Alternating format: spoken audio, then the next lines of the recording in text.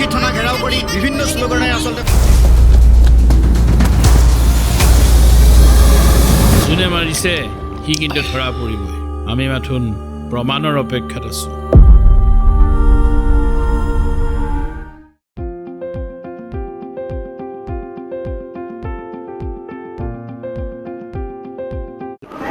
এইবাৰ 22 মে 2026 চনত আমি এখন বোলছবি নিৰ্মাণ কৰিছোঁ। বোলছবিখনৰ নাম হৈছে অন্তৰাল, আৰু এই অন্তৰালত ডিব্ৰুগড় আৰু ডিব্ৰুগড় পাৰ্শ্বৱৰ্তী অঞ্চলৰ বিভিন্ন কলা কৌশলীয়ে অভিনয় কৰিছে। অসমৰ বিভিন্ন চিত্ৰগৃহত একেলগে এইখন বোলছবি দেখুওৱা হ'ব। আমি প্ৰত্যেকজন জনসাধাৰণক আশীৰ্বাদ বিচাৰিছোঁ আৰু অসমীয়া ছবি অন্তৰাল উপভোগ কৰিবৰ কাৰণে আমি সকলোকে নিমন্ত্ৰণ জনাইছোঁ। আপোনালোক আহক আৰু অন্তৰাল বোলছবিখন আপোনালোকে উপভোগ কৰক।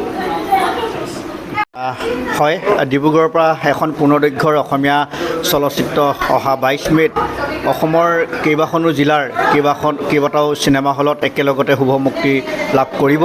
আৰু এই চিনেমাখনৰ সৈতে জড়িত হৈ আছে এগৰাকী সুচিকিৎসক হিচাপে পৰিচিত। দীঘলীয়া সময় ধৰি তেওঁ চিকিৎসাৰ সৈতে জড়িত হৈ আছে ডাক্তৰ মৃগাংক বৰুৱা, আৰু এগৰাকী সাংস্কৃতিক কৰ্মী স্বৰূপ দত্ত। আৰু তেওঁলোকৰ সুপ্ৰচেষ্টাত দীঘলীয়া পৰিকল্পনাৰ জৰিয়তে এটা সুন্দৰ কাহিনীৰ জৰিয়তে এই পূৰ্ণদৈৰ্ঘ্যৰ অসমীয়া চলচ্চিত্ৰখন ডিব্ৰুগড়ত নিৰ্মাণ সম্পূৰ্ণ হৈ উঠিছে। আৰু ইতিমধ্যেই চেঞ্চৰ বোৰ্ডে এই চিনেমাখনক আপোনালোকে যিহেতু জানে যে ডিব্ৰুগড়ৰ পৰাই অসমীয়া চলচ্চিত্ৰ জগতলৈ বা অসমীয়া সংস্কৃতিৰ ক্ষেত্ৰখনলৈ বিভিন্ন ধৰণৰ অসমীয়া চলচ্চিত্ৰৰ জৰিয়তে চলচ্চিত্ৰ জগতখন চহকী কৰি গৈছে। আমি যদি ক'বলৈ যাওঁ ৰূপপুৰৰ জ্যোতিপ্ৰসাদ আগৰৱালাৰ জয়মতীয়ে হওক বা দেউতী বৰুৱাৰ বৃষ্টি চিনেমাখনেই হওক, তেনেধৰণৰ বহুতো কালজয়ী চিনেমা আছে, চলচ্চিত্ৰ আছে। গতিকে এই চলচ্চিত্ৰসমূহৰ লগত নতুনকৈ সংযোজিত হ'বলৈ গৈ আছে অন্তৰাল নামৰ এই পূৰ্ণদৈৰ্ঘ্যৰ চিনেমাখন।